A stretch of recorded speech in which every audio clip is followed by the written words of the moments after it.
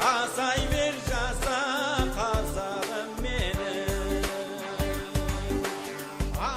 Бұл жерде біздің алаш арыстары Әлихан Бөкейханов, Ахмет Байтұрсынов, Әлімхан Ермековтер 1921 жылы білесіздер Қазақ Республикасының шекарасын шегендеп бекітіп алған болатын. Ленинмен осы Әлімхан Ермеков 29 жасында ол кезде сол кісі айқас жаңағындай дауласып, Қазақстан Республикасын 8 сағат айтысып, Қазақстан Республикасының шекарасын шегендеп отырған есі сол сәт бейнеленген. Елім менің аңсаған, ас бұғаудан босаған, отты болсын отағың, ей, ерік болсын Мынау ескерткіштің артында тұрған здания бұрын түрме болған. Патша өкіметінің кезінде түрме болған. Атақты Мәди Бәпиевті білесіздер, Алшынбайдың немересі, Бәпиевтің баласы, бұл кісі ақын болған. Қарқаралы, Шіркін-ай, Қаракесек, Үшқара деген өлеңдері бар.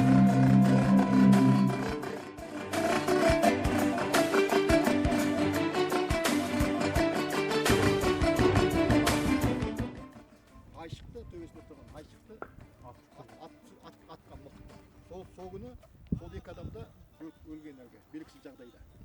Жаңағындай енді келмештің кесірі ғой. Соғыстан екеуі де белгісіз жағдайда, сол имам деген жігіт болған біреу тура сол жерде құлап, сол жерде жан тапсырып кеткен дейді кісілердің айтуы бойынша. Енді қазір мешіттің мынау реконструкция дейінгі бір этажға алып қалды. Жаңа бастап айттым ғой, екі этаж болған деп.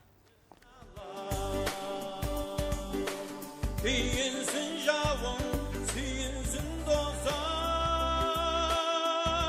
жиылсын 1824 жылдан бастап біздің қазақ жергілікті халықты шоқындыру үшін орыстар өздерінің уағыздап поптарын әкеліп қазақ халқын дінге кіргізе бастайды. Соны көргеннен кейін Құнанбай Қажы атамыз өзі кемеңгер кісі ғой, сол кісі осы мешітті салдырады екен.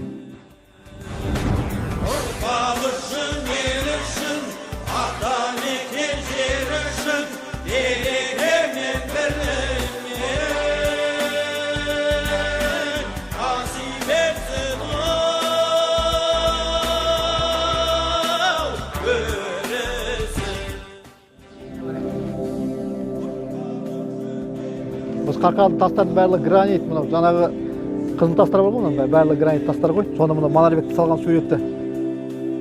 Бұл ғимарат Абай тоқтаған үй деп аталады. 1830 жылы салынған, 1849 жылы 50 жылдары Аға Сұлтан болғанда қызмет бабында осы Қарқаралыда болғанда осы үйге тоқтаған екен. Бір кездерде мынаны енді бір пештік бұзып, қайтадан қалай алмаған екен. Істетпей болған. Бәрі бөлмеде мына газ пештері бар. 10 бөлмелі бәрі осындай газ пештері. Содан жаңа Жақып Ақбаев бір күні құда түскен ғой. Содан жаңа Гүлбақырам айтты, ой, мен анау кімге нетем ба, тием ба деп.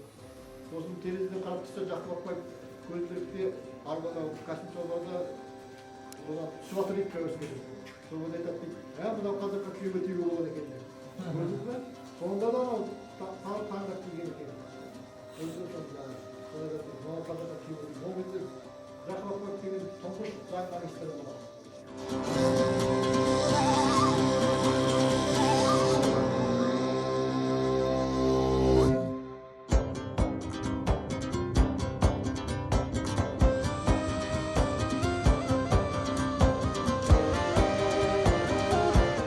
Бұл үйде атақты Қарқаралының көпесі Андрей Рязанцев тұрған екен.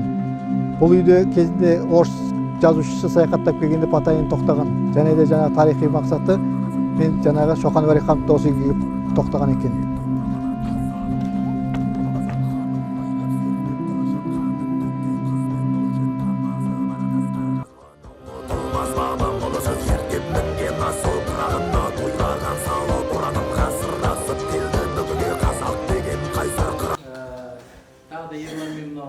Абайдың 175 жылдығына барғанбыз жаңағы Абай шәкәрімнің басына жаңағы Баянауыл бүкіл қазақтың осы арқаның пар жыраудың жаңағы 350 жылдығы бар.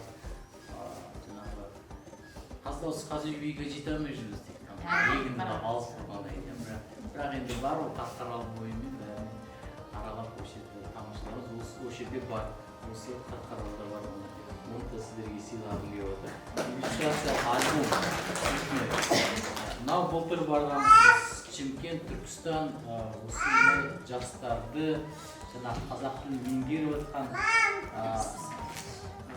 басқа ұлт өкілдерін осындай мен қызықтырып қолдап отырамыз.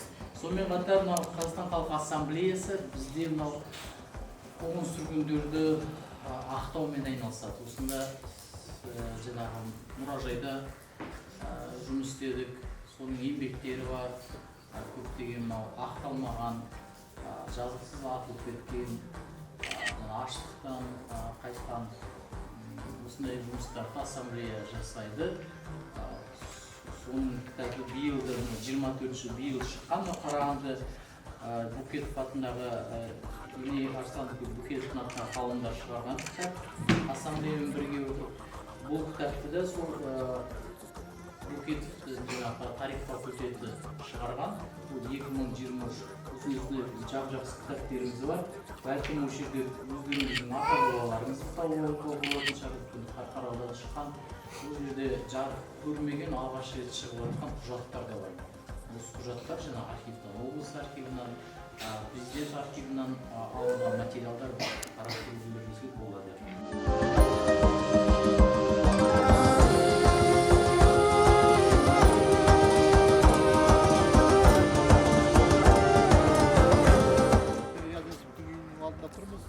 Андрей Раденцевтің үйі екі этажды болған, өзінің үймесінде тұрған, астық этажында магазин болған, қойма болған, және алдарында тұрған қойма қорқысыздар, ол кездегі қоймалары сақталып қалған. Анау есікті көріп тұрсаңыздар, тура сол кездегі есіктер, салынған кездегі есіктер, түпнұсқасы есіктер. Барлығы осы Қарқаралының көшелерін, үйлерін, магазиндерін осы Рязанцевтер бауырларымен, туысқандарымен салған болатын. Андрей Рязанцев осы Қарқаралыда үлкен мешіт салдырған, 1913 жылы салынған мешіт, кірпіштен, таза кірпіштен салынған. Бірақ ол мешіт жұмыс жасамаған. 1934 жылы мешіт шіркеуді бұзып, осында жақсылық қойыптар бар, күрдеп осы Қарқаралыда мектеп салдырған.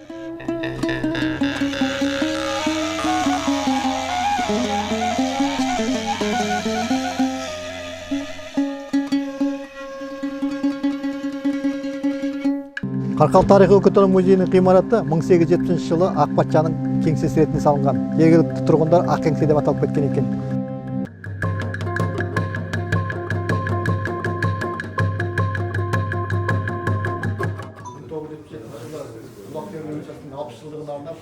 Осы музей ашылған болатын. 1980 жылдан бастап Қарқаралы тарихи-өлкетану музейі деп аталады. 1980 жылдан бастап Қарағанды облыстық музейінің филиалы болған. 1980 жылдан кейін осы Қарқаралының тарихи-өлкетану музейі 7 залымыз бар. Осы Қарқаралының анау тас дәуірінің археологиялық заманынан бастап қазіргі Қазақстанның тарихынан баяндайды. Бұл кісі Отан соғысының ардагері, 2 мәрте даңқ орденінің кавалері, соғысқа қатысып, Берлинге дейін барып, Берлинді алуға қатысып, Рейхстагқа Қарқаралыда жазып кеткен адам. Сұлтан Алмайып өзі суретші, жаңағы мына бүкіл қолөнер шебері, мынау аң құстарды толықтан жасаған Теңбай Батыр бабасының суретін салған. Осы музей ашылғанда ең осы бүкіл көркемдеу, жаңағы жазу, сызу, жаңағы бүкіл осы оформление жасаған осы кісі. Сұлтан Алмайып Қарқаралының құрметті азаматы 2014 жылы қайтыс болды. Осы борышты 2017 жылы ашылған болатын. Қыздарымыздың осы көмегінің арқасында. Қамын ойладым, ұрпақтардым сенімді, дұшпаннан қорқып қашпадан қарсы алған жауды қаптадым. Жеті тастар жазылған, үйде құралдан тапқан тастар да салынған, сүйектер де салынған. Дегеннің ұштары, аң айналғандары, малтар тастары, үлгілерістер, қырғыштар, жаңа сүйектер де салынған. Тастар да салынған олғыш, жаңа еңбек құралдары. Мағылдарында тұрған балбал тас. 2700 жыл тарихы бар адамның бейнесі Бақтауылдан әкелінген, 2004 жылы Бақтауылдан әкелінген. Қоянды ауылынан әкелінген балбалтастың басы шауылған балбалтасты көрдіңіз бе? Қоянды ауылынан әкелінген балбалтастың басы. Енді қысқаша ғана айтып өтейін, 2013 жылы біздің Қарқаралыда 4-ші алтын адам табылған болды. Алтын адам сақ патшасы. Бұл біздің дәуірінде деген 67 ғасырда сақтың патшасы 35 жастағы сақ патшасы. Кент тауларының Таура іргесінде Талды ауылы орналасқан. Талды ауылының іргесінде 7 қорған болған. 7 қорғанның 3 қорғаннан осы алтын тауға болған. Арық пен Арман Бейсенов деген осы біздің Қарқаралы Мақтау ауылының тумасы Алматы археология университетінің сол кісі тапқан. Мына жерде Қазыбек бидің бюсті 2017 жылы Қазыбек бабамызға 300 жылдық той атап өтілген болатын. Сол кездегі бізге Тоқтар Әубәкіров дедесіміз Қашқар ұшқыш теңіз одағының батыры Қалқа Қарманға Тоқтар Әубәкіровтің берген сыйы. Күрішке салынған Қазыбек бидің кеңесі оны сағат жасаған Қызылорда қаласының сыйы бізге. Қазыбек бидің 300 жылдығына өтілген. Қалмақ қорғанынан табылған сауыт, темір сауыт, батырлардың жауынгерлердің киген сауыты 300 жыл, 3 ғасыр жердің астында жатып қалған.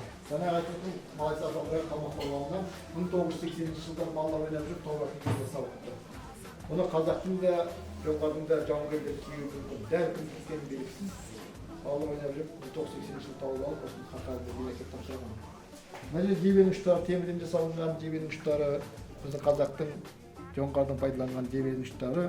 Күміс белдік, кісе белдік дейді. Мына кісе белдіктің мына несі бар, әртүрлі нелері бар.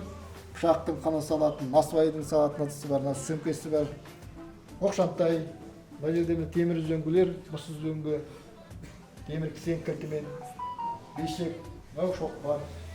Оқшантай дейді. Мынау оқшантай, мына біздің жаңағы Қарқаралы қаласындағы Рақым Бергеновичтің әкесінің мылтығының оқшантайы. Мылтығы бізде қорсыз сақтаулы. Бұл мылтықпен оқшантаймен аң аулап, сол кісі әкесі осы ашаршы жылдары қаншама бір аулада нені сатып болған екен. Ашаршылықта аң аулап. Бірақ барша адаммен келістім мен қазақтың байтақ елмін. Қайта тудым өмірге қайта келдім. Мен мыңдап өтердім мән көрмеске. Айта бергім келеді, айта бергім. Бүгін десең мен қазақпын. Мың тереген көк барақтың бар, елім бар, жерім бар. Бүгін десең мен қазақпын. Мың тереген көк барақтың бар, елім бар, жерім бар. Бүгін десең мен қазақпын. Мың тереген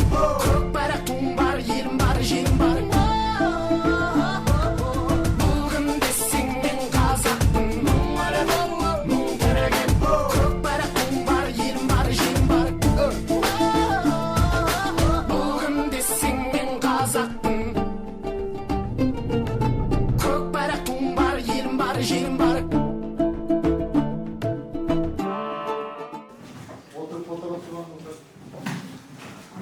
Дәл осы үйде міне 1905 жылы Ахмет Байтұрсынов қазақтың балаларын оқып салысында. 1905 жылы. Испанның әміресі Ақтұрады ауылының байы болған Испанның әміресінің ағаш үйі осы үйді ағаш үйді сұрап алып, сол кісі мектеп ашып, бала оқытқан осы үйде латын графикасын жасады. Мен осы сіздің латын графикасын пайдаланғанда дайынмын ғой. Осы міне қазақтың балаларын оқыттым, көп оқыттым деп жаңағындай Жапонның есімде осы сынып жүрген 1908 жылы, Ақтөбе жылы айран берген. Осы жерде ме? Осы Қарқаралы. Осы жерде салып берген, Қарқаралы салып берген, Қарқаралы мектебінде меңгеруші болған осы кісі. Осы Қарқаралы осы Қарқаралыда жүріп, бұл кісі мысалы жаңағы латын графикасында жасалып жүрген. Жаңағы өзіне дегенде қалаларын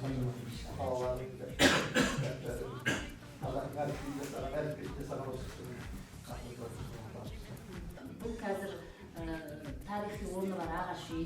Бізде бөлек 9 мектеп бөлек жақта жеке. Şimdi ғұлама ғалым Ақжан Машаревтің айтуы бойынша ұлан газетінде 80-ші жылы шықты мақала. Қарқаралыдағы тұңғыш қазақ мектебі деген үлкен мақала шықты. Сол мақалада ұстаз Ахмет Байтұрсынов 1904-1908 жылдары осы жерде сабақ берді деген дерек бар. Осы деректі негізге ала отырып, біз сол кезден бері тарихи материалдар жинақталып, осы жерге жаңағы Байтұрсыновтың сабақ бергені жөнінде деректерді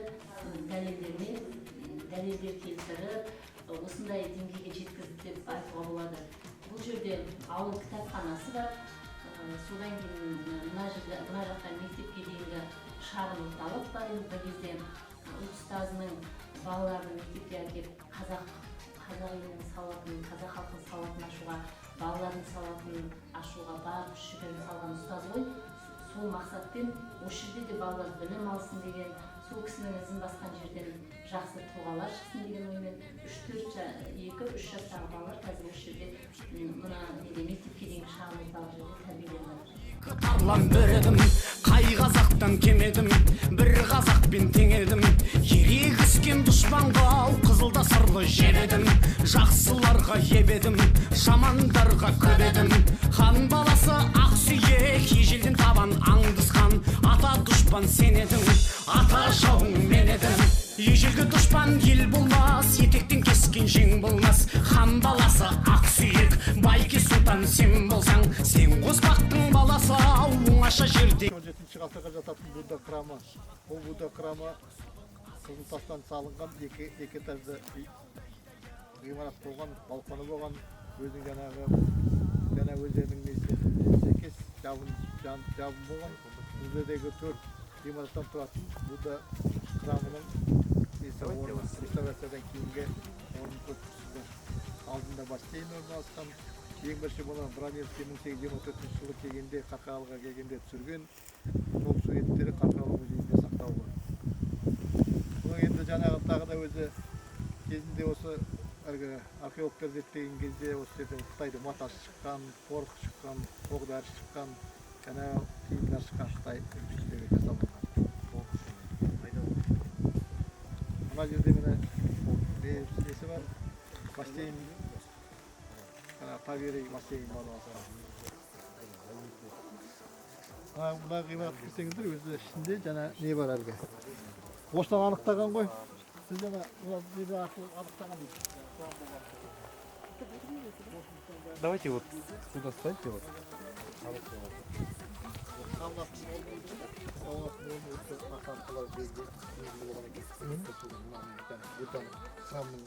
екенін осы арқылы дәлелдеген отбасылар. Мына отбасылар